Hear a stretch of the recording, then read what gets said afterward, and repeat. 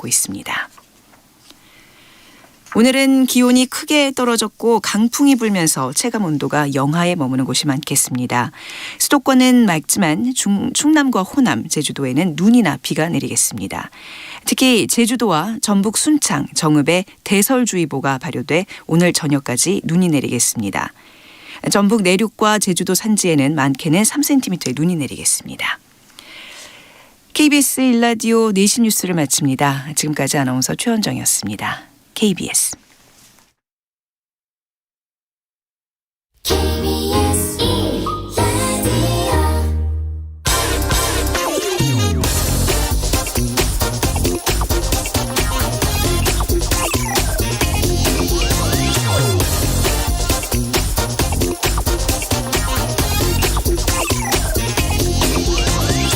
역시 버티는 자가 이깁니다. 민주당이 다주택자들에게 부과하기로 한 양도세 중과세를 이거 깎아주는 방안을 지금 검토 중이라고 합니다. 양도세를 깎아주면 다주택자들이 집을 내놔서 집값이 안정될 것이다. 이런 이유랍니다. 이거 정말 어처구니가 없습니다. 지난해 7월 정부는 양도세 중과세 방침을 결정하면서 1년간 유예 기간을 줬습니다. 다주택자들은 1년 뒤에는 분명히 양도세 크게 오르니까 1년 내에 나머지 집들을 다 팔라 한 건데 그래도 팔지 않았습니다. 양도세보다도 집값이 훨씬 더 많이 올랐거든요. 결국 중과세를 감수하고 팔지 않은 건데 이제 와서 이거 깎아준다고 다주택자들이 집을 내놓겠습니까? 만약 제가 다주택자라면 이런 생각 좀 들 것 같습니다. 이거 봐라, 이거 버티길 잘했네. 이게 조금만 더 버티면 아예 양도세가 폐지될 수도 있겠는데? 라고 말이죠. 윤석열 국민의힘 후보도 얼마 전 다주택자 양도세 내려야 한다고 주장했으니까 여당이 합의하면 바로 실행될 가능성이 높을 것 같습니다. 지금은 소수의 부유층 세금을 깎아줄 때가 아니라 일방적인 피해를 강요당한 자영업 또 소상공인들을 위해서 그 세금을 쓸 때입니다. 아무리 선거가 지금 코앞이라고 하지만은 제발 정신 좀 차리시기 바랍니다. 네, 경제와 정의를 다잡는 홍반장, 저는 KBS 기자 홍사원입니다. 코로나 예방 백신 추가 접종 조기 시행 안내부터 좀 전달드리겠습니다. 추가 접종 조기 시행 대상자는 다음과 같습니다. 기본 접종 완료 후 2개월 경과된 면역 저하자, 얀센 백신 접종자, 기본 접종 4개월 경과된 60세 이상 요양병원 및 감염 취약시설 대상자, 의료기관 종사자, 기저질환자, 그리고 기본 접종 5개월 경과된 18세에서 59세 연령층, 그리고 우선 접종 직업군으로는 경찰, 소방관 등입니다. 60세 이상 어르신 또 12월 집중 접종 기간 중에는 예약 없이 의료기관 방문해서 바로 접종 가능하고요. 예약은 누리집 또 전화 1339, 지자체 콜센터, 주민센터 통해 해주시면 됩니다. 자녀 백신 당일 접종은 SNS 그리고 의료기관 예비 명단을 활용해서 가능함을 알려드리겠습니다. 자, 홍사원의 경제쇼 출발하겠습니다. 유튜브 오늘도 함께 갑시다.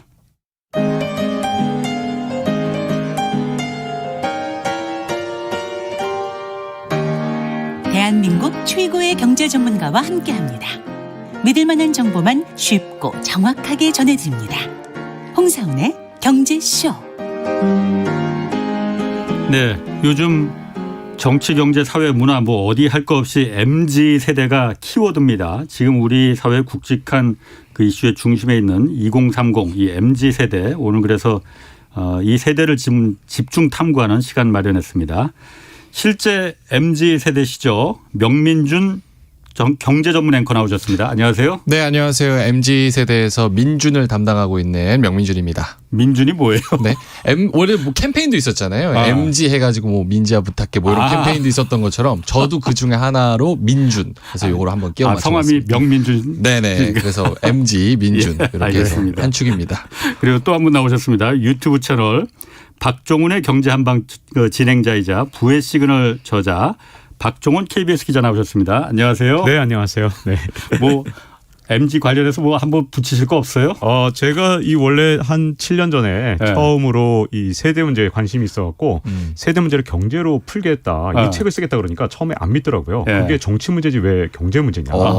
그래서 처음에 출판사에서도 반신반의했어요. 그게 책이 될 리가 없다. 근데 제가 7년 전에 쓸 때만 해도 아무도 관심이 없었던 것 같은데 이제는 정말 최고의 화두가 된 것 같으니까 나름 좀 앞서서 이 문제에 화두를 던져봤다고 좀 생각을 하고 있습니다. 자, 오늘 기대됩니다. 네. 기대됩니다.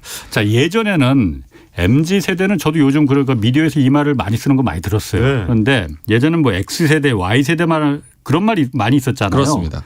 일단 MZ 세대라는 게 뭐 말하는지 저도 대충은 알 것 같은데 뭐 그냥 젊은 세대 이렇게 말하는 거 아니야 그럴 것 같은데 일단 뭘 말하는 건지 그리고 특징이 뭔지 한번 좀 박 기자 먼저 좀 얘기해 주시죠. 네, 이 MZ 세대 이젠 정말 많은 분들이 한 번씩은 다 들어보셨을 텐데 밀레니얼 세대와 그다음에 Z 세대를 합친 거잖아요.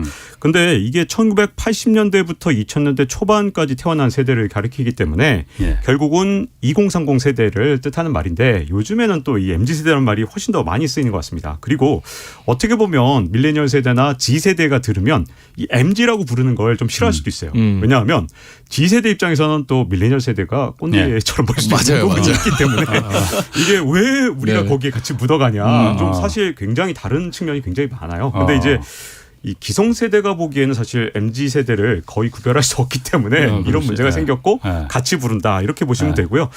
뭐 어쨌든 이제 우리 세대가 볼 때는 이 MZ세대가 사실은 이제 기성세대가 굉장히 다른 게 워낙 이제 저 같은 경우도 홍사훈 이 앵커가 야 회식 가자 그러면 진짜 저는 군말 없이 따라갔지 않습니까? 그러니까. 제가 언제 아이 싫습니다 이런 적이 그럼. 없잖아요. 근데 이제 회식 같은 거 분명히 그러면 이제 뭐 안 간다 그러면 많이 컸다 너. 그렇죠. 그래서 이게 완전히 달라진 점이라고 보여지고요. 네. 또 더군다나 저는 가장 좀 특이한 게 뭐 독서 모임 같은 걸 우리 같은 경우는 나간다 그러면 인맥 쌓는 거냐 이런 생각을 했을 텐데 독서 모임 같은 걸 했을 때 어디서 근무하고 뭘 하고 인맥을 쌓고 이런 이 경험이 중요한 게 아니라 그날 하루에 사람들과의 만남 그 자체에 거기에서 만족감을 느끼는 세대거든요. 그러니까 굉장히 어떻게 보면 모든 측면에서 직장 문화든 소비와 투자 문화든 이런 것들이 굉장히 다른데 하나만 제가 짚고 가고 싶은데요. 소비에 대해서는 M세대, 밀레니얼 세대에 대해서 하나 오해가 있어요. 이 뭐냐면 뭔가 명품 같은 거에 막 돈을 팡팡 쓰고 지갑은 얇은데 뭔가 한정판 이 굿즈 같은 거 막 사니까 돈을 흥청망청 쓰는 거 아니냐. 네. 그래서 제가 사실은 데이터를 조사해 보니까 제가 2030 세대였던 2000년에 그때 소비 성향이 제 세대는 76%였는데 이게 2014년 기준으로 조사를 해봤더니 70%인 거예요. 그러니까 소비 성향이 6%나 떨어졌습니다. 자, 그러면 왜 이런 불일치가 일어났느냐? 사실은 밀레니얼 세대 같은 경우는 예전 세대만큼 월급이 막 높아지거나 이런 직장을 갖기도 좀 어렵고요. 그다음에 자산을 불려나갈 방법도 예전에는 뭐 은행에만 넣어도 막 10% 넘는 이자를 줬었으니까 자산을 불리는 방법이 많았지만 노후 같은 걸 지금은 밀레니얼 세대가 아주 어렸을 때부터 걱정을 하면서 저축을 훨씬 더 많이 하고 있거든요. 저축도 뭐 한 5%포인트나 늘어날 정도로 저축도 밀레니얼 세대가 저희 세대보다 훨씬 많이 했다는 게 아주 특징인데 그러면 소비에서 갑자기 왜 사치품 이런 건 돈을 몰아쓸 수 있느냐. 평소에 아끼는 거죠. 평소에는 정말 삼각김밥을 먹더라도 그렇게 아끼다가 내가 정말 좋아하는 망고 빙수에 내가 이거는 정말 좋아해. 그러면 몇만 원이라도 쓸 수 있는 세대. 그래서 선택과 집중을 통해서 자기 만족을 하는 세대이기 때문에 돈을 흥청망청 쓴다. 이거는 정말 기성세대의 큰 착각이다. 제가 이 데이터를 보니까 그렇더라고요. 아니 진짜 그럼 MZ 세대인 그 명앵커가 보시기엔 어때요? 동의합니까? 그 아까 말씀하신 것처럼 Z세대와 M세대를 같이 묶는 것도 Z세대에서는 왜 10년 차이 나는데 사실은 대학교 가면 복학생 뭐 4년 차이만 나도 뭐 고인물이다 뭐 이런 얘기를 하잖아요. 근데 뭐 10년 차이인데 이거 세대를 같이 엮는 것도 약간 괴리가 있다 이런 얘기도 하고 실제로 아까 소비 측면에서 말씀하신 그 M세대 측면의 소비는 말씀하신 부분도 굉장히 타당하다고 생각하고 그리고 약간 그 M세대 사이에서도 부의 양극화가 좀 나타나고 있다고 생각을 해요. 그래서 실제로 잘 되는 사람은 뭐 유튜브나 아니면 사업이나 아니면 뭐 재테크를 통해서 훨씬 더 잘 되고 그 사람들은 이제 소비를 할 여력이 굉장히 크기 때문에 명품이나 이런 거를 더 많이 사고 특히 이전과는 다른 거는 또 SNS가 활발하게 또 보급이 되다 보니까 요런 게 겉으로 드러나서 더 많이 과소비하는 것처럼 드러나는 그런 현상들이 좀 많이 부각이 되는 것 같습니다. 네, 제가 개인적으로 하나 좀 뭐 저도 그렇게 나이가 많은 세대는 아니지만은 예. 왜 우리 젊은 세대들이 그러니까 MZ 세대가 더 명품에 더 이렇게 뭐 집착하고 이런다는 그 뭐 얘기가 있잖아요. 그렇습니다. 왜 그런 거예요? 그게 저도 이제 여러 가지 조사를 해보고 저도 예. 제 스스로 생각을 굉장히 많이 해봤는데 예. 일단 두 가지로 나눌 수 있을 것 같아요. 첫 번째로는 이전보다는 이제 본인에 대한 투자 그리고 내가 하고 싶은 무언가를 성취하는 그런 욕구가 훨씬 더 커지고 나를 내 스스로 드러내는 그런 사회가 더 많이 변한 것 같아요. 그래서 명품이나 이런 거를 예전 같은 경우는 뭐 사회적 인식 자체가 약간 뭐 사치 그렇죠. 이런 거로 생각을 한다면 이제는 MZ세대 같은 경우는 내가 행복하다면 남의 시선을 신경 쓰지 않고 비싸도 내가 행복하면 내가 구매한다. 예전 같은 경우는 뭐 예를 들어서 월급을 200~300만 원 받는데 핸드백이나 아니면 사치품을 200~300만 원짜리를 산다. 이러면 주변의 시선이 비판의 시선도 있고 약간 뭐 안 좋은 소리도 들을 가능성도 있었지만 지금 같은 경우는 본인을 드러내는 그런 성향이 되게 강하다. 그러니까 그 M세대를 그 마이셀프 세대라는 또 얘기도 있잖아요. 그런 것처럼 본인에 대한 그런 드러내는 것도 강하다. 그리고 두 번째로는 요게 미디어의 영향을 좀 한몫하지 않나라는 생각이 들어요. 그래서 MZ세대에서 가장 핫하게 도는 키워드가 바로 힙합. 근데 힙합이 대부분의 그런 정서 자체가 플렉스, 뭐 스웨그, 내 명품 시계를 봐봐, 막 이러면서 그러잖아요. 그런 것들 자체가 MZ 세대는 굉장히 쿨한 걸 좋아하잖아요. 쿨하고 재밌고 흥미롭고 즐겁고 이런 걸 좋아하잖아요. 라떼 세대도 그런 거 좋아하는데. 그래요. 네, 예전과는 약간 그런 딱 드러내는 그 표현 방법이 좀 다른 것 같아서 힙합, 쇼미더머니 뭐 이런 그런 프로그램들에서 그런 소비를 약간 촉진시키는 그런 현상도 좀 나타나지 않나. 그렇습니다. 아까 그 박종훈 기자가 그 시대를 앞서가 나간 그 책을 썼다고 했잖아요. 세대 관련해서. 그게 세대 전쟁이었어. 맞아. 내가 지금 기억이 자꾸 가물가물. 기억을 하시는군요. 책 제목을. 그게 한 5, 6년 됐죠. 나온 지가. 그렇습니다. 역시 시대를 앞서 나간 그 안목이. 그렇게 있으셨어요. 주장하고 싶습니다. 자, 그런데 요즘 MZ 세대에서 제가 가장 인상 깊게 세상이 바뀌고 있구나라는 걸 느꼈던 게 얼마 전에 네이버 그 CEO로다가 그 최수연 씨 젊은 정말 그 사진만 보기에도 제가 실물을 못 봤는데 사진 보기에도 막 그 81년생이라면서요. 네, 맞습니다. 싱그럽잖아요. 젊고. 그런데 과거에는 어쨌든 그 특정 어떤 그 뭐 혁신이 필요한 새로운 사업 부문에서는 그 리더를 좀 이렇게 그 좀 그 이른바 그 MZ 세대를 리더로 두는 게 뭐 이해가 갔는데 전체 네이버를 이끄는 총괄 대표를 그렇게 젊은 사람을 앉히는 게 제가 솔직히 말씀드리겠습니다. 괜찮을까? 젊은 사람이 혹시 위기가 닥쳤을 때 그 기업 전체를 거기 딸린 식구들을 다 이끌어 나가야 되는데 괜찮을까 하는 그런 노파심이 좀 들거든요. 그렇죠. 이게 지금 현재 이미 벌써 기성세대라 그렇게 생각이 드시는 거예요. 왜냐하면 관리, 지금 위기 관리 이런 것들을 한다면 제가 보기에는 당연히 좀 더 경험이 많은 사람이 유리해 보일지도 모르지만 제가 이 최근에 저희 동년배가 이제 뭐 예를 들어서 인사 담당 이사나 아니면 뭐 부장을 하는 친구들하고 얘기를 해보면 아니 우리가 지금 대기업이거나 뭐 공기업인데 아니 우리 회사에 그렇게 힘들게 입사했는데 한 1년도 안 다녔는데 그만둬 버리네. 그러면서 당황을 하는 거예요. 아니 요즘 취업하기 힘들다며. 왜 이러는 거야 도대체. 이거 좀 힘들고 어려움 못 견디는 거 아니야? 라면 또 이게 또 꼰대인 거죠. 왜냐하면 사실은 MZ세대에 대해서 정확한 이해를 좀 해야 되는데요. 이 첫 번째는 산업이 지금 엄청나게 빠르게 변하잖아요. 그러니까 저희 같은 경우는 제가 입사했을 때 아니 내가 KBS랑 같이 운명을 같이 하는 거지 내가 이거 정년퇴직하는 거야. 진짜 그런 각오로 입사를 했고요. 저 면접들도 그렇게 말한 것 같아요. 그렇게 굉장히 제 세대에는 당연스러웠는데 이 KBS가 지금 현재 여러 가지 뉴미디어의 도전을 받으면서 굉장히 어려움에 처해 있잖아요. 저만 해도 그래도 기성세대라 어떻게든 이 회사를 어떻게 하고 이런 식의 어떤 계획을 세운다면 MZ세대는 일단 기본적으로 산업의 이 굉장히 빠른 순환이나 이런 것들을 계속 보다 보니까 내가 이 회사랑 운명을 같이 할 거냐 말 거냐에 따지기 전에 도대체 이 산업은 내가 한 10년 뒤에도 이 직장을 다닐 만큼 이 산업이 살아남아 있을까? 라는 의심이 드는 거죠. 그렇기 때문에 내가 이 산업에 충성을 해서 과연 얻을 수 있는 게 뭐냐 계산할 수밖에 없고요. 또 하나는 이제 X세대가 사실은 굉장히 충성을 많이 했었는데 예. 외환위기 이후에 예. 우리가 이제 고용 형태나 이런 게 굉장히 많이 바뀌었잖아요. 예. 일본하고 우리나라하고 둘 다 비슷한 위기를 겪었지만 예. 일본은 그래도 아직도 여러 가지 고용 형태가 좀 책임지는 그런 고용의 리더십 같은 게 좀 있는데 예. 우리는 사실은 신자유주의랑 결합이 되면서 X세대가 이 충성을 나름 했는데 상당히 조직에서 버려지는 걸 많이 봤기 때문에 MZ세대는 훨씬 현명해진 거죠. 이 조직의 충성이라는 게 굉장히 달라졌고요. 그러다 보니까 평가와 보상 시스템도 좀 다릅니다. 사실은 저 같은 경우도 처음에 입사했을 때 뭔가 선배들이 굉장히 빛나는 일을 하고 저는 허드렛 일을 하면서 그래 난 이렇게 해서 이렇게 배우는 거야 네. 라는 그렇죠. 보상에 대해서 바란 적이 없어요. 예. 근데 지금 MZ세대는 그렇지가 않아요. 왜냐하면 자기 당장에 자기 발전이 있어야 자기의 상품 가치를 높이고 예. 혹시라도 이 산업이 흔들리거나 또 이 기업이 흔들렸을 때 자기의 상품 가치가 높아야 옮겨갈 수 있거든요. 그러니까 어렸을 때부터 물론 평가와 보상 시스템이 저하고 달랐던 것 같아요. 저는 그런 평가와 보상 시스템 어렸을 때부터 막 계속 경험하지도 않았을 뿐더러 좀 이렇게 묻어가는 거, 그러니까 조직에 좀 이렇게 충성해도 되고 우리란 개념을 가져가도 되는데 MZ세대가 겪었던 거는 처음부터 어떻게 보면 생존 경쟁에서 내몰려 있었기 때문에 굉장히 자기 발전 우선시 이렇게 갈 수밖에 없었던 환경이 있고요. 그러다 보니까 조직의 리더가 옛날의 리더십 예를 들어 기성세대의 리더십으로 야 우리를 위해서 그다음 조직의 발전을 위해서 이런 식으로 하면 절대로 성과를 끌어낼 수가 없습니다.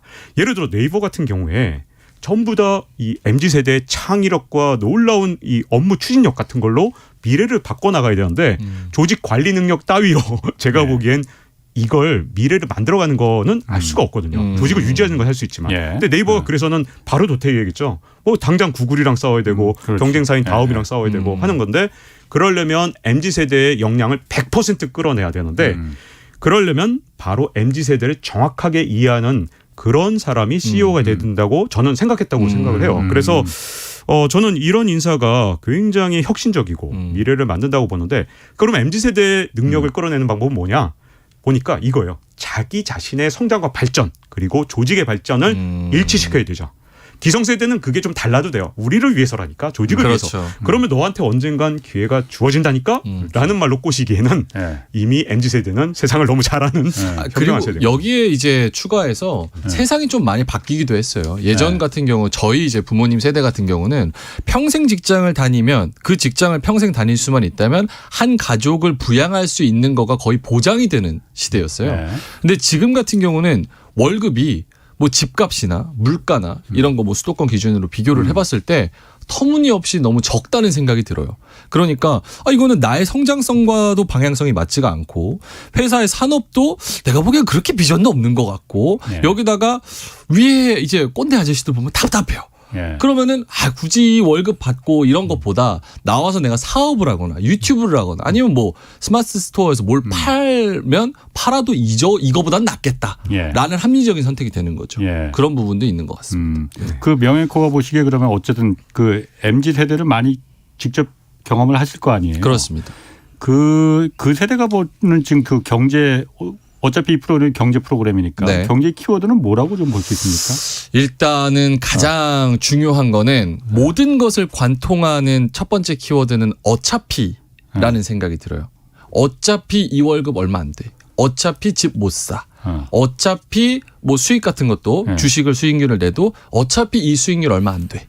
약간 요런 키워드가 많이 관통을 하는 것 같아요. 그거는 추후에 따로 또 설명을 드릴게요. 그리고 두 번째 키워드는 떡상. 요 코인 같은 거 보면은 요즘 힙하게 막 밈도 막 떠오르면서 코인 하나 사고 가자 이렇게 갤러리 하나에 모여 커뮤니티 하나에 모여서 뭐 같이 외치면서 으쌰으쌰 하는 막 그런 현상 그런 것들이 이제 문화 하나의 문화 재테크이자 문화로 또 자리 잡았다 이렇게 생각을 하고 또 아까 말씀드렸다시피 플렉스 그리고 소확행 소소하지만 확실한 행복. 그러니까 소비를 조금 하더라도 이게 나한테 확실한 행복을 줄 수 있는 그런 소비를 하자. 요런 키워드들이 좀 관통을 하는 것 같습니다. 그 가장 그러니까 MZ 세대가 젊은 세대가 네. 그 실망한다고 해야 될까? 그러니까 그 어차피라는 아까 말씀하셨잖아요. 네. 그게 부동산 문제라고 하더라고요. 일단은 그게 가장 마지막으로 귀결이 되죠. 그러니까 코인과 주식과 모든 것, 저축과 이런 것들을 내가 아낀다고, 내가 주식해서 뭔가 수익이 난다고 해서 결국은 내 집을 하나 마련할 수 있을까? 라는 데 물음표가 찍히는데 그 부분에 방점이 좀 찍히는 것 같아요. 그래서 어차피라는 부분에 있어서 코인을 하는 분들도, 주식을 하는 분들도 대부분은 이제 부동산, 내 아파트를 사기 위한 초기 자본금을 마련하기 위한 그 시드를 마련하기 위해서 코인에 뛰어드는 분들이 상당수 많습니다. 그러니까 예를 들어서 Z세대, M세대 같은 경우 우리나라 그 62%가 평균 월급이 300만 원 미만이에요. 그러면 아무리 저축을 한다고 해도 한 달에 150만 원씩 저축을 한다 그래도 1년에 1,800만 원, 10년이면 1억 8천밖에 안 됩니다. 그냥 저축만 한다고 하면. 그럼 요거는 수도권 평균 집값이 10월 기준으로 12억이에요. 그러면 1억 8천, 10년 모아서 1억 8천이면 거의 뭐 얼토당토 안 하잖아요. 근처에도 못 가니까 요걸로 튀겨야겠다. 이런 생각을 하는 거예요.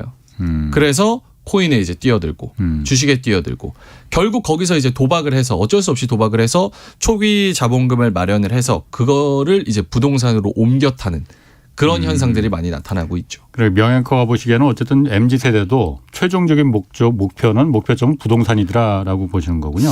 예전엔 그렇지 않았던 것 같은데 최근 뭐 10년, 15년 동안 상당히 많이 변한 것 같습니다. 박 기자가 보시기에는 어떻습니까?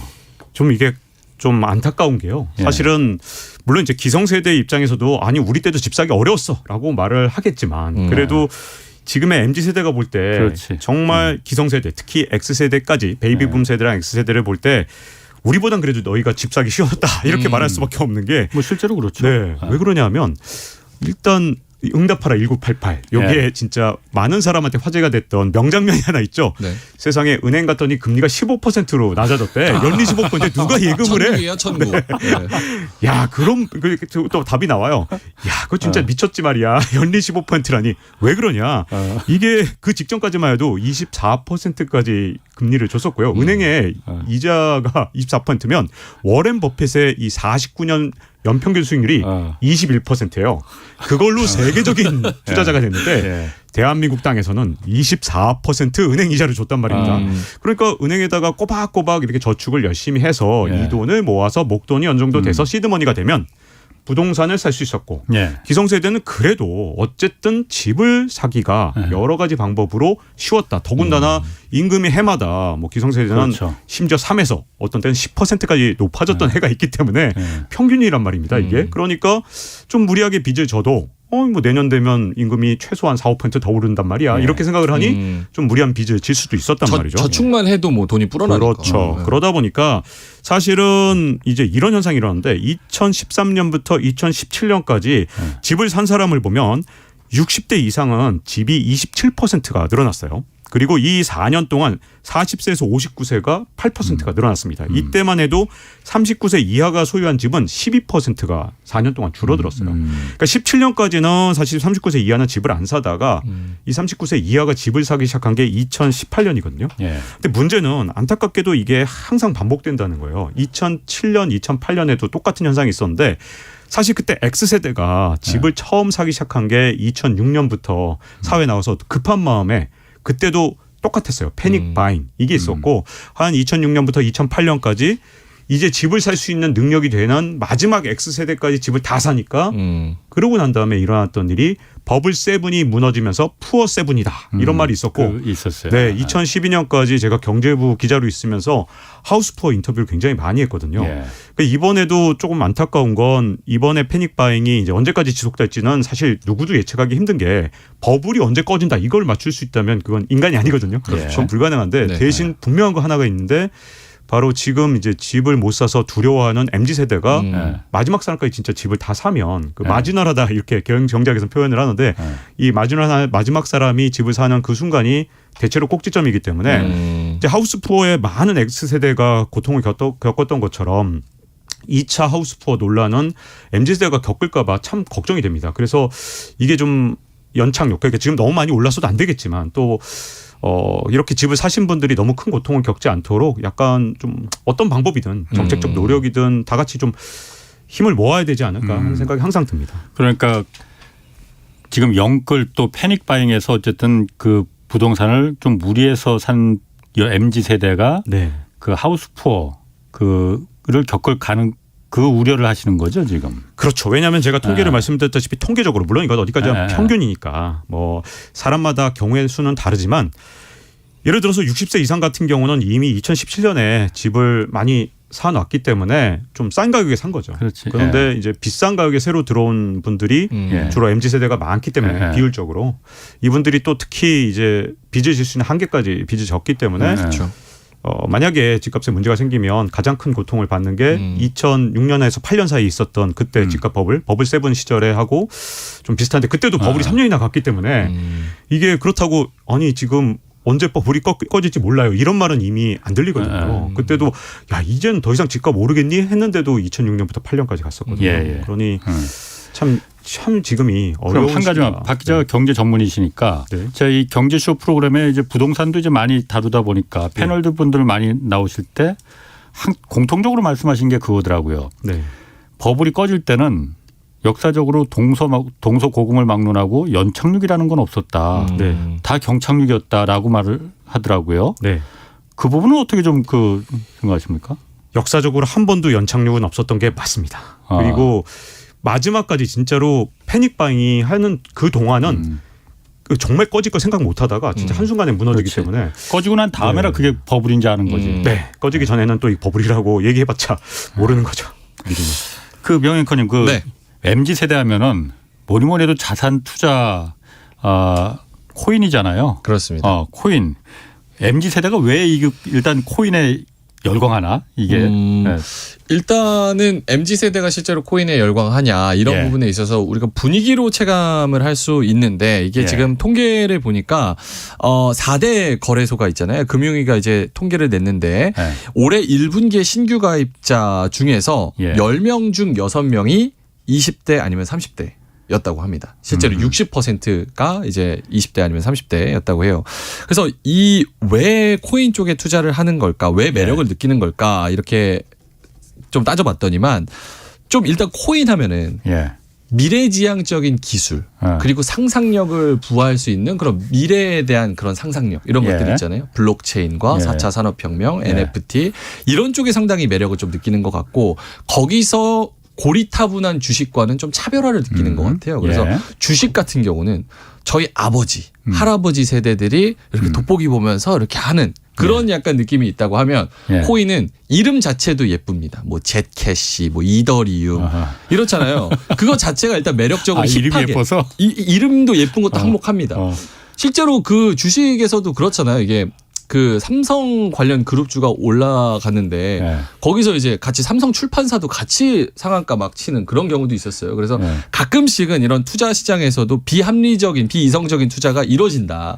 이 이름도 그 한몫을 한다. 그래서 20대 30대들한테는 이런 예쁜 이름 이런 것도 한몫하지 않나 이런 데서 생각도 들고 그리고 또 이제 24시간 돌아가잖아요. 그렇죠. 주식 같은 경우는 딱 3시 반 4시 요때 딱 끝납니다. 그럼 이제 나머지는 놀아야 돼요. 근데 이제 MZ세대 같은 경우는 에너지 넘치잖아요. 24시간 돌아가는 걸 좋아합니다. 장 마감이 없잖아요. 그럼 새벽에도 깨서 계속 트레이딩하고 또 이게 전 세계적으로 돌아가는 시장이다 보니까 또 뉴욕장이 열리면 또 뉴욕에서 이제 또 막 뉴욕 활발하게 일어갈 때는 거기서 또 시세 나오면 거기 맞춰가고 그래서 24시간 돌아가는 시장이 더 활발하다 에너제틱하다 이런 부분에서 좀 매력을 느끼는 것 같고 그리고 이제 세 번째로는 옆에서 들리는 이야기들이에요. 그러니까 SNS 그리고 옆 부서 아니면 옆 동아리에서 누가 뭐 100만 원을 투자해서 1000만 원이 됐다더라. 옆 부서에서 뭐 명부장이 뭐 요거를 투자해가지고 1000만 원을 투자해서 집을 샀다더라. 뭐 이런 이야기들 있잖아요. 그럼 거기서 이제 행복회로가 돌아가는 거죠. 그래서 다른 투자 대안처는 안 보여요. 그럼 이제 코인밖에 길이 없다라고 생각을 하는 거죠. 그게 위험한 걸 수도 있는 거 아니에요? 귀가 얇다는 거 아니야 그러니까. 그러니까 이게 굉장히 힘든 상황이라고 하는 게 위험한 거 알죠. 알지만 여기에 뛰어들지 않으면 답을 찾을 수 없기 때문에 코인 시장에 뛰어드는 거 아닌가 약간 이런 생각도 합니다. 그리고 또 한 거 제가 생각하기에는 코인은 등락폭이 사실 굉장히 크잖아요. 무한대잖아 그야말로. 주식이야 뭐 상한가 하한가가 있어서 딱 정해져 있지만은 이거는 코인은 그야말로 도 아니면 뭐 아니에요. 그렇습니다. 그러니까 MZ 세대가 아까 자꾸 제가 그 말이 기억에 남는데 네. 어차피 어차피 한번 주식 사는 해봐야 일인데. 상한 가면 30%밖에 안 되는데 그렇지. 한 1000%는 먹어야지. 그래야 집 사는데 약간 이런 게 있습니다. 우리 그 라떼 세대 그 박 기자는 코인 이 MZ 세대 코인 투자 자꾸 동질감 느껴지네 막.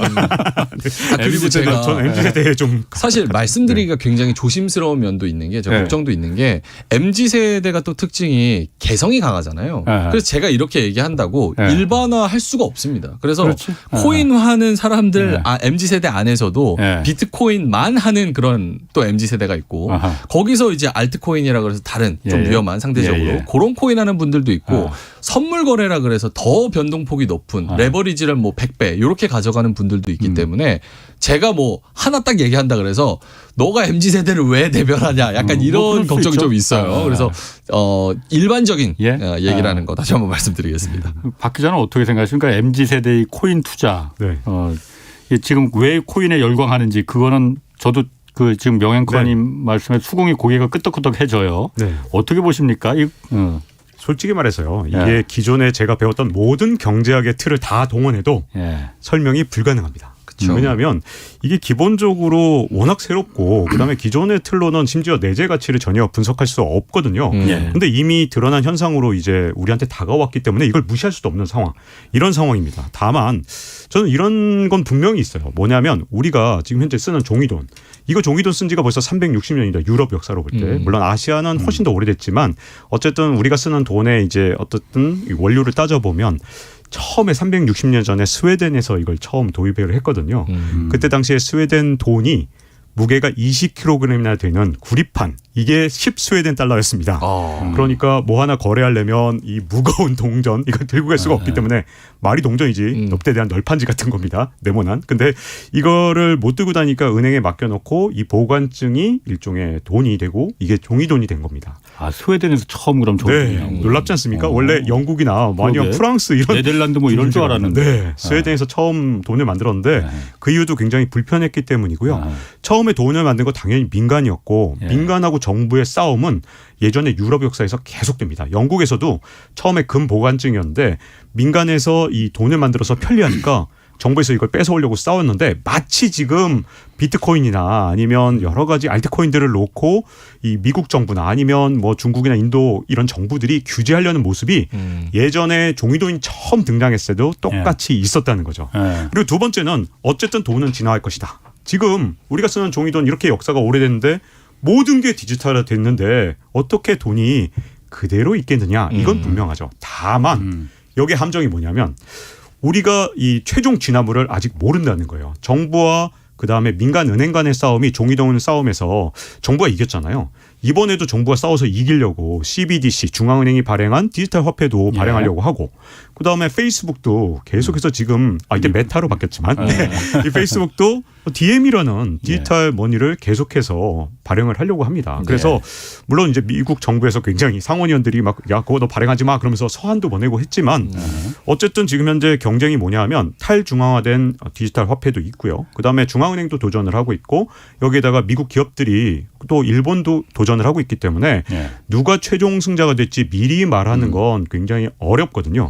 특히 드러켄 밀러라고 세계적인 투자자인데 이분이 뭐라 그랬냐면 나는 기존의 이 코인 이것들이 이제 앞으로 미래를 대체해 나갈 중요한 자산 중에 하나가 될 것은 분명한데 근데 예. 최종 승자가 될지 안 될지는 구글과 야후를 잘 생각해봐라. 처음에 야후가 세상을 다 지배할 때 예. 그게 끝까지 갈 줄 알았는데 웬걸 구글이 지배한 것처럼 만약에 지금 디지털 화폐 기술들은 옛날에 발명이 됐기 때문에 사실 굉장히 좀 여러 가지로 좀 기술력이 좀 떨어지는 게 많아요. 뭐 예를 들어서 비트코인 1초에 10번, 뭐 이더리움 1초에 15번밖에 거래가 안 돼서 거래가 막 정체돼 있단 말입니다. 예. 근데 훨씬 더 뛰어난 기술을 가진 새로운 디지털 화폐가 등장한다면 어떻게 되겠느냐. 그래서 지금의 디지털 화폐의 가장 큰 또는 코인의 가장 큰 경쟁자는 MIT 공대생이다. 가장 큰 위협이다. 이런 말을 했는데 그나마 좀 브랜드 가치가 있는 비트코인하고 이더리움이 조금 다를지 모르겠으나 예. 알트코인들은 새로운 MIT 공대생의 도전에 언제든 함락될 수 있으니 얼마나 위험한지 좀 생각을 좀 해볼 필요가 있다. 이런 얘기를 했기 때문에 드러켄 밀러의 말을 조금만 참고할 필요가 있지 않나 싶습니다. 제 두 분한테 그 마침 잘 됐어. 이거 한번 좀 물어볼게요. 네네. 그 디지털 이제 코인에 대한 과세 논란이 있었잖아요. 네. 그래서 정부에서 이건 일단 잠깐 유예한다고 지금 한 발 물러섰어요. 일단 영앵커님은 네. 코인에 대한 과세 해야 됩니까 안 해야 됩니까? 굉장히 어려운 질문을 저한테 먼저 해주시는데 일단은 그냥 MZ세대에 그냥 생각을 얘기를 하면 사실 당황하셨네. 홍남기 경제부총리가 한마디 하면 이제 커뮤니티에 이제 온갖 난리 나지. 이야기들이 올라옵니다. 그러면서 뭐 마취총을 쏴라 뭐 이런 얘기도 막 굉장히 많은데 어쨌든 간에 이제 MZ세대 같은 경우는 그냥 다른 거를 다 떠나서 과세를 뭐 얼마를 어떻게 하고 이런 걸 떠나서 디테일을 떠나서 그냥 첫 번째로 배신감을 느껴요. 왜냐하면 사실 MZ세대가 신용대출 위험하게 내가지고 여기 뛰어드는 게 그냥 무분별하게 자제력이 없어서가 아니에요. 어쩔 수 없이 이 시장에 내몰리는 거예요. 왜냐면 내몰린다. 이거 아니면 집을 살 수 있는 방법, 살아갈 수 있는 방법, 아니면 소비할 수 있는 방법 이런 것들이 없기 때문에 가장 힙하고 가장 수익률이 높고 가장 미래에 희망을 줄 수 있는 그런 재테크 수단을 찾아서 가는 거거든요. 내몰리는 거거든요. 그런데 정부가 코인이 뭐 어떤 자산이다라고 명확한 딱 뭐 아이덴티티를 내리지 않은 상황에서 과세 카드부터 먼저 꺼내든다고 하는 것 자체가 코인 시장에 어쨌든 변동성을 줄 수 있는 거, 임팩트를 줄 수 있는 거, 거기에다가 계속해서 이게 리스크로 대두되는 거. 이러면은 청년 MZ 세대들은 이걸로 해서 이제 돈 좀 벌어보려고 하는데 부동산은 규제 다 막아놓고 집값은 올려놓고 이제 코인까지 과세한다 그러니까 일단은 배신감이 드는 거죠. 네. 그럼 박 기자는 뭐 일부러 반대 의견 안 내셔도 괜찮아요. 어떻게 생각하세요? 저는 이게 디지털세랑 굉장히 비슷하게 접근을 해야 된다고 보는데요. 디지털세를 글로벌 공조를 했잖아요. 전 세계가 사실은 같이 했습니다. 그 이유는 이게 글로벌 기업들한테 디지털세를 물리는 거기 때문에 국경을 넘어섰기 때문이거든요. 사실 지금 현재 이제 코인은 우리가 1차 가상자산 붐이 불었던 몇 년 전에 우리나라만 불었었잖아요. 그때는 아시아 중심이었기 때문에 우리가 과세하냐 마냐가 우리나라 어떤 국내 문제일 수 있었지만 지금은 이게 글로벌한 문제입니다. 그렇기 때문에 사실은 우리가 뭐 굉장히 강력한 뭐 내수 시장도 있고 우리 내에서 코인 시장이 엄청 크고 그렇다면 우리끼리 뭐 결정을 할 수 있겠지만 이게 지금 글로벌 자산에 이젠 미국이 주도한 시장으로 바뀌었기 때문에 글로벌 스탠다드를 만드는 미국을 따라갈 수밖에 없다 이렇게 생각을 하고요. 그럼 지금 미국은 어떻게 하고 있느냐. 바이든 행정부에서 지금 코인에 대해서 얼마나 과세할지 이런 것들에 대해서는 정확하게 결정은 못했지만 이번에 인프라 법안을 통과시키면서 어떻게 했냐면 일단 너네 신고를 해. 그래서 너희가 얼마를 거래했는지 일단 세무당국에 신고를 하라니까. 근데 미국의 국세청이 진짜 센 곳 아닙니까? 거기는 우리나라 국세청하고는 비교가 안 될 정도로 아주 강력한 힘을 갖고 있거든요. 그런데 여기다 일단 신고하라 그러니까 일단 미국의 코인 시장이 아주 난리가 났어요. 그러면 우리 익명성이 가장 훼손되는 거 아니냐. 이거 혹시 문제 생기는 거 아니냐. 그래서 지금 반발하고 있긴 한데 미국에서 한 다음에 일단 어떻게 되는지 성공 여부를 좀 봐가면서 진짜 세수 진작에 효과는 있었는지 그게 오히려 가상자산에서 어떤 효과 부작용과 또 좋은 점이 나타날 거 아니에요. 우리는 그걸 보고 나서 한 6개월이나 1년 뒤에 검토해도 되지 않을까 하는 생각이 좀 있습니다. 우리가 선제적으로 그걸 도입을 해서 왜 시험을 해야 되는지 그 부분에 있어서는 좀 여러 가지 의심이 있거든요. 그래서 일단 눈치를 보자. 가장 큰 시장 그리고 가장 주도하는 시장이 어떻게 움직이는지를 본 다음에 움직여도 늦지 않는다라고 생각합니다. 전 여기에 조금 더 첨언을 하고 싶은 게 세금을 걷는다는 것 자체를 반대하는 게 아닙니다. 그러니까 세금을 걷는다는 건 괜찮을 수 있지만 그에 따른 무언가 추가적인 조치, 정부가 무언가를 해주면서 돈을 걷어간다는 건 괜찮지만 예를 들어서 지금 뭐 ICO, 그러니까 코인을 상장시키는 그런 부분에서 무분별하게 제도권 밖에서 상장을 시켜서 피해자가 속출하고 있다는 점. 리딩방 같은 경우도 이제 코인 어떤 코인 투자해라, 얼마에 투자해라 이런 것들이 성행하지만 그 피해자들을 위한 구제 이런 거는 아무것도 정부 대책이 없다는 점. 이런 대책 같은 것이 정책 같은 것이 미비한 상황에서 일단은 세금부터 내라는 그 스탠스가 나오는 것 자체가 반발심을 불러일으킨다는 그건 거죠. 반발이 나올 만하네. 네. 알겠습니다. 그러면 코인은 그렇다 치고 어쨌든 그 MZ 세대들이 주식도 많이 하잖아요. 특히 올해 젊은 세대들이 굉장히 주식 시장에 많이 들어왔어요. 네. 그 이거는 좀 어떤 특징이 좀 그 MZ 세대는 좀 특징이 좀 있습니까? 그러면 주식 투자에서도? 요즘 MZ 세대가 네. 주식 시장에 최근에 이제 들어오면서 주식 시장이 굉장히 많이 바뀌었어요. 많이 변화했습니다. 네.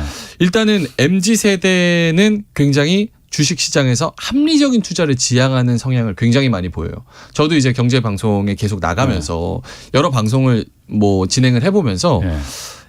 이전 MZ 세대와는 다르게 굉장히 합리적이고 스마트한 방법으로 여러 가지 투자, 밸류에이션이나 뭐 타이밍이나 이런 거를 다 따져서 투자를 굉장히 꼼꼼하게 한다는 느낌을 굉장히 많이 받았거든요. 그게 일단은 이전 주식판에서 예. 급등주, 예. 테마주, 뭐 예. 요런 잡주라 그러죠. 예. 그런 성향의 투자자들은 다 코인판으로 넘어갔습니다.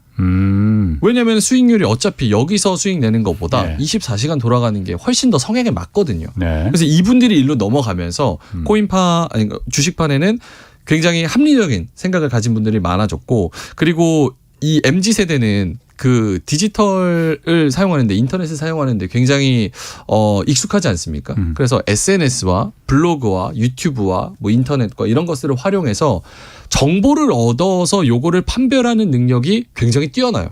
예. 그래서 주로 이제 중견 기업이나 대기업, 그러니까 시가총액이 1조 이상인 그런 기업들과 미래지향적으로 먹거리가 있는 그런 산업들이 있죠. 뭐 2차 전지나 뭐 이런 뭐 수소나 이런 쪽으로, 그런 쪽에 굉장히 많은 매력을 느끼고 있는 그런 상황이고, 유튜브 채널 같은 경우도 요즘 얼마나 많아요. 경제 그렇죠. 그런 거 알려주는 분들도 네. 굉장히 많고, 실제로 밸류에이션을 어떻게 따지는지, 네. 그리고 어디에 투자해야 되는지, 그리고 어떻게 해야 건강한 투자인지 요거를 알려주는 정보들이 굉장히 많기 때문에 예.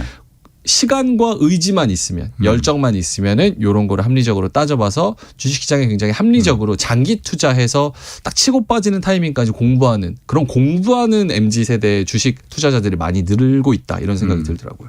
그러니까 박 기자, 우리 그 젊었을 때만 해도 뭐 그렇게 뭐 나이가 많이 든 것도 아니지만은 왜 이렇게 더듬지? 항상 하시는 말씀 굉장히 심하게 더듬으시네요. 네. 예전에는 주식한다고 하면은 네. 야, 저거 뭐 좀 뭐 무슨 투기꾼 뭐 이런 식으로 그런 시선이 어느 정도 있었단 말이에요. 집안 말아먹는다 이런 그렇죠. 말씀도 많이 하시고. 그런데 요즘은 사실 저도 한때 그런 생각이 있었는데, 사실 젊은 세대가 이런 다른 부동산이나 이런 거보다 주식 시장에 투자를 하는 거는 저는 굉장히 바람직한 거 아닌가라는 생각이 들거든요. 박 기자 생각은 어떻습니까? 이 바로 반면 교사가 일본에 있잖아요. 일본 같은 경우에 사실은 전 국민이 정말 주식 투자를 다 꺼려하고 이 89년 버블 한번 꺼졌다고 진짜 그 다음에 몇십 년 동안 주식시장을 멀리하다 보니까 일본의 가장 큰 문제가 경제에 활력이 없는데 그 이유 중에 가장 큰 게 어떤 기업을 키워내도 이걸 비싸게 팔 수 있어야 청년 벤처 사업가들이 막 뛰어들어서 그렇지. 신사업을 하고, 일종의 데스밸리라 그래서 이 죽음의 계곡을 넘어서 이걸 정말 뭐 1조 클럽에 넣어서 유니콘 기업으로 키워낼 수 있는 이 가능성이 있는 건데요. 근데 문제점은 이제 제가 오히려 걱정하는 건 이 2021년 올 한 해 동안 굉장히 증시가 출렁거리면서 이제 많은 사람들이 새로 증시에 뛰어들었다가 벌써 이렇게 많이 충격받은 분들이 많더라고요. 그 점에서 굉장히 안타까운 점이 있는데, 사실은 주식시장의 기반이 탄탄하면 미국식 자본주의 체제로 갈 가능성이 굉장히 크고, 그게 지금까지 가장 성공한 자본주의 모델일 뿐만 아니라 정말 미래를 볼 때 그런 시장의 어떤 활력 같은 게 그 나라의 혁신과 그리고 가능성을 만들어서 또 그게 일자리를 창출하고 이렇게 선순환을 만들어 가거든요. 지금의 주식시장에 대한 관심은 사실은 굉장히 어떻게 보면 바람직하죠. 근데 문제점은 이게 이제 청년들이 갖게 된 새로운 MZ세대가 갖게 된 이런 새로운 관심이 좀 올바른 방향으로 계속 지금처럼 유지될 수 있도록 어떻게 보면 사회적인 어떤 분위기 조성이나 이런 것들이 계속해서 만들어져 가야 되고요. 가장 중요한 건 미국처럼 투명한 기업 공개와 그다음에 지배 구조가 있어야 믿고 투자를 하죠. 그러니까 우리가 저평가되어 있는 가장 큰 이유가 지배 구조가 투명하지 않고 배당도 투명하지 않고, 그리고 대주주 위주의 정책이야. 그렇죠. 기업 분할할 때마다 대주주가 훨씬 유리해지고, 그때마다 일방적인 정말 기울어진 운동 정도 아니고 완전히 이건 말도 안, 그걸 왜 안 고치나 몰라 그런데. 네. 올해도 그런 일이 많았잖아요. 그러니까 이렇게 되면 이제 밀레니얼 세대, MZ 세대가 아니 한국 시장 이거 안 되겠다. 예. 투명한 미국 시장으로 가자. 이렇게 돼버리면 안 되거든요. 예. 그러니까 그걸 제도적으로 만들 건 기성세대의 책임이고 지금 이거 정책을 결정하시는 분들이 지금 책임지고 만들어 가셔야 되는 문제입니다. 저는 이제 걱정이 되는 게 예.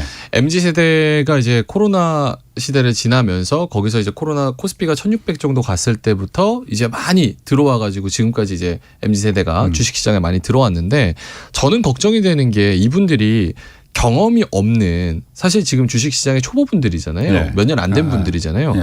근데 아시겠지만 주식이 한 번에 우상향하지 않습니다.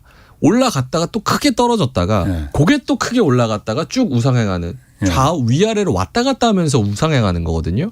근데 경험이 없으면 이 롤러코스터를 타기가 견디기가 굉장히 힘듭니다. 그래서 이 MZ세대 뭐 주린이라고 부르잖아요. 이분들이 지금같이 시장이 좀 안 좋고 살짝 이제 출렁거릴 때 그거를 못 버티고 이탈하고 요런 경우가 그 우왕좌왕하고 잘 어디서 이걸 어떻게 해야 되지? 요런 거를 어디서 뭐 이렇게 가르쳐 주는 데가 없다면은 거기서 이제 혼란이 올 가능성이 있어서 그런 부분은 좀 걱정이 되는 부분이 계속 우상향만 했었던 1600부터 지금 3000까지 올라왔었기 때문에 그런 부분이 좀 걱정이 되죠. 그렇군요. 이 MZ세대 하면 어쨌든 그 고용 한파를 겪은 세대라는 그 인식도 있지만은 네. 한편으로는 또 백화점업계에서 제가 만나보면 그래요. 이 뭐 영앤 리치 네. 뭐 어디서 저렇게 젊은 애들이 돈이 어디서 나는지 모르겠다. 아까 명품 얘기도 잠깐 하셨잖아요. 네. 이걸 어떻게 봐야 되는 거예요? 그러면은 이게 기존 세대와 이 소비 패턴이 MZ세대의 소비 패턴은 성향 이거는 그럼 완전히 다른 그들만의 어떤 그 방정식이 있는 건가요? 그러면? 돈이 어디서 나냐 하시는데 저도 궁금해요. 어디서 이렇게 나는지 저도 궁금해요. 왜냐면 저는 진짜 옷 같은 거 사면 뭐 이게 소비 성향마다 다르겠지만 예. 명품 이런 거는 진짜 가격표 보면 예. 못 사겠거든요. 예. 좀 백화점에서 뭐 이렇게 세일해서 80% 세일하지 않으면 손이 잘 안 가더라고요. 예. 근데 사는 분들은 쫙쫙 잘 사요. 예. 그래서 이런 분들이 대부분 보면은 아까 말씀드렸지만 저희가 오프닝에서 소확행이라 그래서 아하. 소소하지만 확실한 행복. 예. 어차피 집 못 사고 아하. 어차피 주식은 어려워. 어차피 코인은 사기꾼들이 너무 많아. 이런 분들은 그냥 저축을 꾸준히 해가지고 이걸로 집도 못 사고 재테크도 안 하고 이러니까 예. 나를 위한 소비를 그냥 하는 거예요. 예. 그래서 뭐 여성분들 같은 경우는 뭐 사치품을 좋아한다고 하면 핸드백이나 구두 예. 이런 거 뭐 드라마나 아니면 미디어에서 나오는 이런 것들 나를 잠깐이라도 뭔가 빛나고 행복하게 해줄 수 있는 나의 행복을 위한 그런 사치품 예. 이런 것들을 사는 경우가 굉장히 많은 것 같고 예. 그리고 아까 말씀드렸다시피 굉장히 힙하고 뭐 이렇게 바이럴하게 돌아다니는 그런 것들 위주로 이제 명품을 사고 또 소비를 많이 하고 그런 것 같습니다. 자, 그러면 어쨌든 이게 뭐 이제 시간이 거의 뭐 됐습니다. 그래서 MZ세대가 그러면 우리 사회, 우리 경제에 앞으로 미치는 그 어떤 그 영향, 파급력 좀 어떤 게 있을까요, 박 기자? 네. 제가 보기에는 이 MZ세대를 놓고 지금 세계 각국이 경쟁에 들어갔다 해도 과언이 아니거든요. 왜냐하면 앞으로 소비의 60% 이상을 그렇죠. MZ세대가 그렇지. 담당하게 되는 건 분명하거든요. 예. 예. 여기다가 창의적인 노동력을 제공하는 것도 역시 MZ세대이기 때문에 예. 이 MZ세대의 중요성은 날이 갈수록 굉장히 커지고 있습니다. 특히 지금 이제 세계적으로 가장 중요한 자원이 1차 산업혁명 때는 석탄이었어요. 예. 2차 산업혁명을 우리가 전기혁명이라 불러서 그때는 석유라든가 전기 자체가 굉장히 중요했는데 예. 지금 3차, 4차 산업혁명은 전부 다 사람의 창의력을 기반으로 하잖아요. 예. 그렇기 때문에 지금 이 일종의 국경 없는 전쟁이 어디서 벌어졌느냐. 예. 가장 뛰어난 청년 세대를 자국의 청년들 일단 보호하고 자국이 유지할 수 있도록 예. 그리고 다른 뛰어난 청년까지 이렇게 빼오는 그런 전략을 쓰고 있는데 제가 실제로 핀란드 취재나 이런 걸 좀 시간이 없지만 핀란드에서 그런 전략들을 많이 봤었는데 그런 어떤 국가 전체적인 전략 같은 걸 만들어가면서 MZ세대를 일종의 전략적 기회적 그런 측면으로 좀 접근해가지 않는다면 아마도 4차 산업혁명 시대에 MZ세대가 없는 나라는 도태되지 않을까 그런 약간 좀 좀 절박함을 갖고 좀 도전을 해야 되지 않을까 싶습니다. 실제 네, 비즈니스적인 파급력 같은 경우는 말씀하셨다시피 MZ세대와 그런 뭐 기존 뭐 60년대 뭐 50년대 요 태생의 분들이랑 비교를 한다면 소비 성향 같은 경우는 이분이 적을 수 있어도 이분들이 가장 마케팅적으로 중요한 거는 바이럴함입니다. 이분들은 자기가 경험하고 소비하고 한 것들을 인터넷에 다 세세하게 올려요. 그러면서 그게 힙하게 막 돌아다닙니다. 예. 그럼 그게 기업의 마케팅이 되는 거예요. 기업을 죽일 수도 있어요, 또. 그게. 죽일 수도 있고 살릴 수도 있고 다 예. MZ세대의 이 손에 달린 거거든요. 예. 그래서 MZ세대가 기업 같은 경우는 굉장히 공을 많이 들이고 있는 그런 상황이고 국가적으로 봤을 때도 정부가 MZ세대의 그런 성향을 조금 더 이해하고 그에 맞는 정책 그리고 양극화 이런 걸 좀 줄여주는 좀 피부에 와닿는 정책을 내줬으면 어떨까라는 생각을 좀 많이 합니다. 그렇군요. 자, 박 기자, 요거 MZ세대 말고 잠깐 지금 궁금한 게 있어요. 오미크론 지금 난리잖아요. 네. 이거 지금 우리 경제에 어떤 영향 좀 박 기자 경제 전문이시니까 네네. 한번 좀 팁 한번 좀 얘기해 주세요. 일단 오미크론이 한창일 때 전 어제 공식 속상에서 이런 말을 한 적이 있었는데 사실 오미크론이 금융시장에는 악재가 아니에요. 왜냐하면 왜? 오미크론 때문에 어떤 일이 생겼냐면 사실은 가장 큰 문제가 인플레이션과 금리 상승에 대한 우려였고 이걸 이용해서 빌 에크먼 같은 이 세계적인 투자자가 무슨 짓을 했냐면 본인이 인플레이션 여기 예를 들어서 유가 급등에 선물 투자 같은 걸로 막 유가를 끌어올리고 있었습니다. 이런 사람들이.